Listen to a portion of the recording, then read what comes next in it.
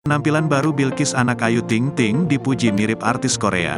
Bilqis ubah gaya rambut, penampilan anak Ayu Ting Ting dipuji hingga disebut mirip artis Korea. Beberapa waktu lalu, Bilqis memutuskan untuk tampil berbeda dari biasanya. Dikenal memiliki rambut agak ikal, Putri Angie Baskoro itu kini ingin mengubah gaya rambutnya menjadi lurus.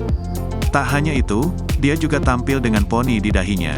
Dilansir dari Banjarmasin Post pada Selasa, tanggal 19 September tahun 2023, Bilqis mengenakan kaos lalu tersenyum ke arah kamera dengan gaya rambut yang baru. Banyak netizen yang kemudian memuji penampilan anak Ayu Ting Ting tersebut. Bahkan tak sedikit pula yang menyebutnya mirip artis Korea Selatan. Nah, ini setuju kalau dibilang mirip Yoona. Tepatnya Yoona awal-awal debut, komentar salah seorang netizen. Yoona awal debut plek ini, sambung yang lain. Ya Allah cuakep banget, kayak gadis Korea, tutur lainnya.